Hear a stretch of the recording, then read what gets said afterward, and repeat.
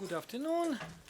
Traditionally, but from my heart, I'm very thankful to my friends Berl and Volodya, who gave me possibility to be here, to stand here, and to say something. Several years ago, no, okay, Moscow Jewish Publishing House Knizhniki republished several years ago, wonderful book written by Soviet avant-garde prose writer Dovber Levin. Meanwhile, it may be one case in the whole world, yes, then the Yiddish name Dovber became the pen name because in his passport he was Boris. Dovber Kerler, 10 вагонов, 10 wagons. Levin. And what I told? Kerler.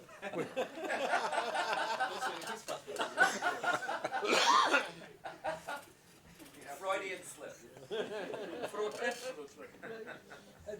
Levin. He was friend of Harms, took part in the avant-garde performances,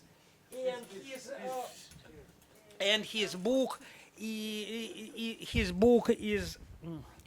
book is dedicated to the Yiddish Jewish orphanage on the 10th line of Vasilievsky Ostrov. It's a great book, both a brilliant prose and the evidence of the people, of the children who survived during the Civil War. I believe that once it will be translated into English, Hebrew, and other languages because it's very, very important thing. Anyway, there were two publications, one to your left with illustrations of young Jewish artist Lev Wallstein, and the second edition, 1933, with illustrations of prominent graphic Shloime Yudovin, who was mentioned meanwhile today. This is the first edition, this is the second edition. First edition is much better because the second was destroyed a little bit by censorship. Anyway, several months after the publication, and I took part in the publication, I wrote the preface, comments, and so on, by chance I received several photos from the private archive and understood immediately that the photos, the owner of the photos was the guy, his name was Yoine Malinsky, who in reality was one of the main heroes, main characters of the book under the name Yoine Malinovsky, no, more or less the same. We are speaking about this boy. The director of the Yiddish orphanage and Yiddish school inside the orphanage was an ethnomusicologist and folklorist Kiselgov, Zinovy Kiselgov, yes, who was member of Ansky team, you can see it, who was active in Jewish Ethnographical and Historical Society, 3 blocks from the school on the 5th line of Vasilievsky Island, yes. And you can see the teachers from this Yiddish school with Kiselgov surrounded by the school children. One of the photos shows us the classes dedicated to the fine art, and we can see a lot of inscriptions on the wall.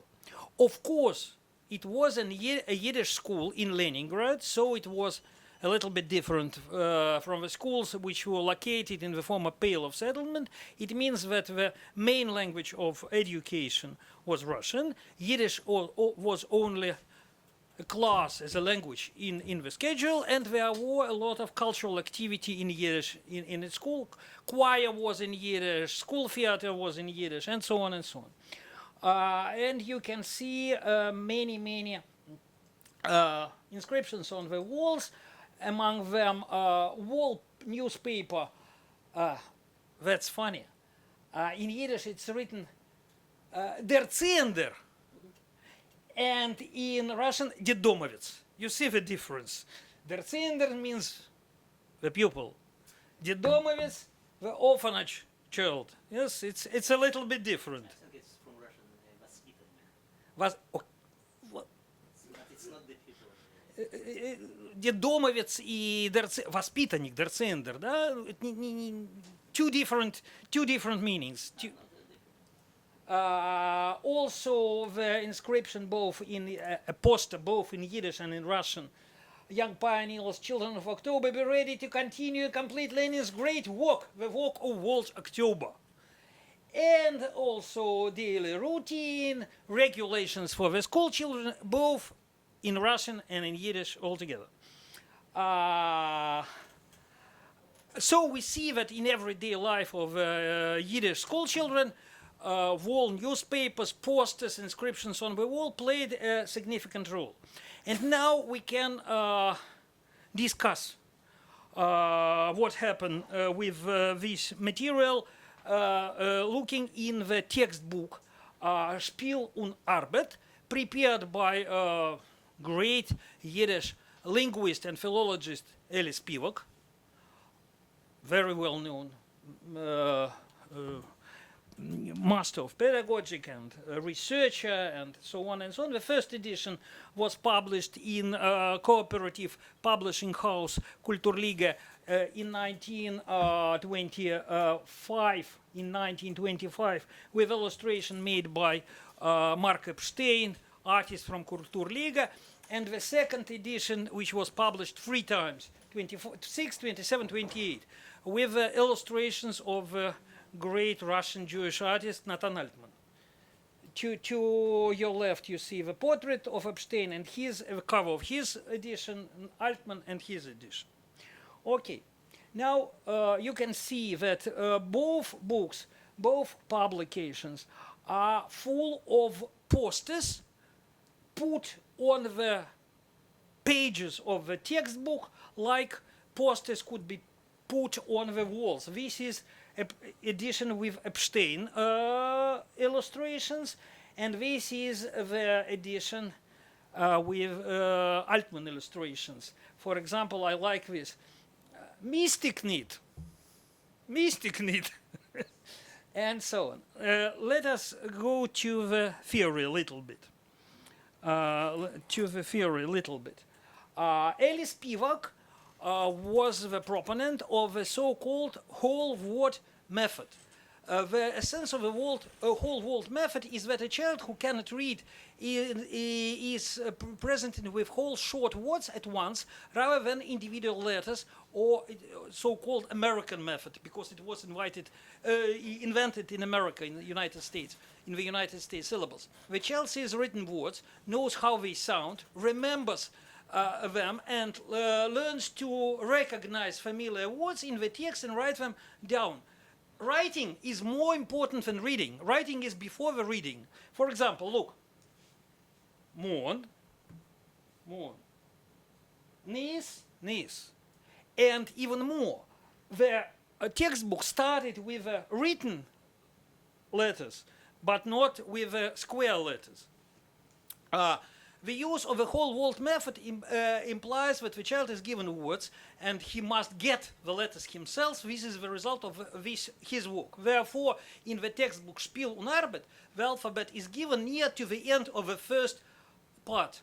The child learns to read and write at the same time. Writing is even more important than reading, because when copying letters, the child learns to separate them and distinguish one from the other. Therefore, there are no printed letters on the first pages of the textbook. Posters, announcements, and other inscriptions. In order for children to see the meaning in learning to read and write, the teacher must organize school life so that the reading and writing are integrated into play, work, or daily routine that regulates switching between play, work, different activities, and rest. One of the most effective ways to do this is to place posters, announcements, wallpapers, wall newspapers, other inscriptions on the classroom walls. So we see that the different inscriptions of the walls are not only the usage of different inscriptions of the walls is not for the propaganda itself, but it is very important instrument of learning. Spivak considers this technique so important that a poster or sign appears in the textbook every few pages, and in the second edition, prepared by Altman, on the very first page, as illustration depicts a boy who puts a duty schedule on the wall, for example, or duty schedules, today's date and day of the week, excursion plans, plans of the classes, class list, clean lines rules, and so on, etc., should be posted on the walls and update regularly. Look, this is the page of this textbook for the beginners, for the primary school, and all material which is useful for the children looks like a poster on the wall. All inscriptions are made by the children themselves, first under the guidance of a teacher and then independently. Children also read them, having time to reread them many times before the inscriptions is replaced by other inscriptions, and they consult with the teacher or classmates if something in inscription is unclear. Spivak recommends changing the inscriptions on the walls regularly, so the children get used to treating them as a source of new information. And this information should be necessary for comfortable life in the classroom, in school. In general, you need to know the rules of behavior, duty schedule, weekly schedule, and so on, in order to feel involved in the team. Here you can see Altman's picture, children making different posters for their classroom. What is interesting? There is a very close connection with Spivak teaching ideas of a new Yiddish school and the ideas of most radical members of Russian Jewish artistic avant-garde.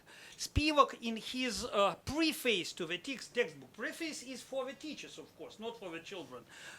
He wrote, conversation, manual labor, drawing, modeling, singing, poetry, games, and so excursions, and so on. That should be the main thing in learning, and the book is just is just a tool. Look, yes, manual labor, drawing, modeling, and one of the most famous samples of Russian avant-garde, children book, suprematist children book, Skaz про два квадрата, yes? Suprematist tale about two squares made by Lazar Lisitsky. He wrote to the children, to the readers, don't read. Take pieces of paper, cubes, pieces of wood, stack, paint, build. So, first of all is to do something, and then you'll receive the understanding, what are you doing, what for. Doing is before the work with the text. Epstein regularly hangs stands with inscriptions on the page as on the wall, your left. Altman also does not miss the opportunity to liken the page to a wall. This is Altman, yes? And some conclusions. The textbook pages look like the classroom walls. The inscriptions on the pages serves as a source of posters for the class at the same time. Conclusion number 2. The text penetrates into the image, and the image penetrates into the text. This movement of the text and the image towards each other is due to the whole world method. So the beginning is theoretical, the new technology of learning how to read, and the result is a lot of different inscriptions on the walls. Conclusion number 3, the inscriptions on the walls prepare children for adulthood. The texts are located in the center of the Soviet space. Soviet space, after revolution, space in Soviet Russia is the text-centric space. The word, the written word, different slogans, announcements, and so on, is in the center of the Soviet universe. no, it could be practical. For example, this poster, mystic need. This is Altman. The poster don't waste, yes? And this is how the future for the children, 2 pages. You can, no, of course you can read, yes? Club von Poer Verein und Club von Schneiderverein. And a lot of inscriptions on the walls. You see, Soviet man is sitting inside the inscribed space. Yes, Yiddish text now is living not in the book, but in 3-dimensional space. Now, if the last sample, the result. Wonderful book, published by Leib Kvitka in Kharkiv, 1927, with illustrations made by Sucherber Rybak. They created several books together. This is the cover of the book, because it was the line of the books, the series. And here you can see how children's picture became the, to the left, became the part of children play. And here is the result of everything we discussed. Young pioneer, you can see his tie, pioneer tie here, yes. He's preparing all newspaper in Yiddish, of course. In Yiddish, of course, yes. And Rybak, as usual, combines naive drawing characteristic for the children with quite a serious academic drawing. The figure of a boy is in quite another manner. Thank you for your attention.